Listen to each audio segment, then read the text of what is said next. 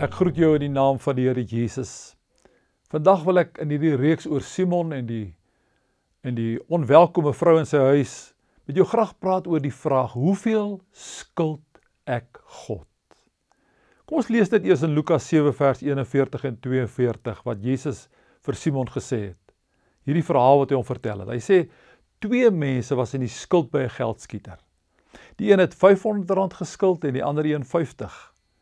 Omdat hulle niks gehad het om mee te betaal nie, het hy die skuld vir hulle albei kwytgeskel. Wie van hulle sal hom die meeste liefde bewys? Nou so Simon en hierdie vrou en soos die 2 skuldenaars in Jesus se gelykenis, kry ons vandag nog hierdie 2 soorte mense. Die wat 'n goeie lewe lei en nie openlik by erge sondes en boosheid betrokke is nie. En die wat onbeskaamd sonde doen en ongeïnhibeerd leef net soos hulle wil. Dit pla hulle in watter mate hulle God se wette verontagsaam nie. As 'n mens nou die sondige natuur van die mens met 'n perd kan vergelyk, kan jy aan 2 soorte ruiters dink. Die een hou die teel styf vas en hou die perd in bedwang.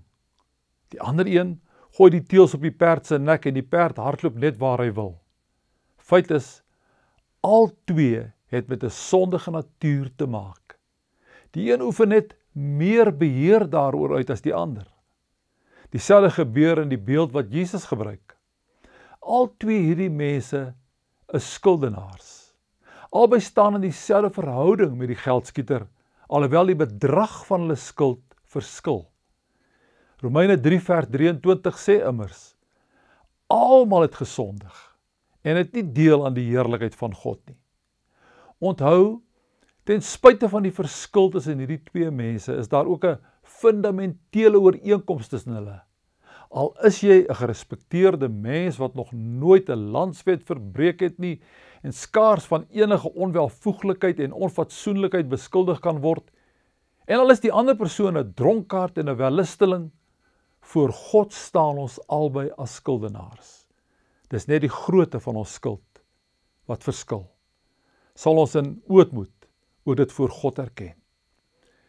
Here, ek besef dat niemand hom of haar voor U kan verontskuldig nie, en dat ons almal U genadige vergifnis nodig het. Amen. Seënwense vir jou vir die pad vorentoe.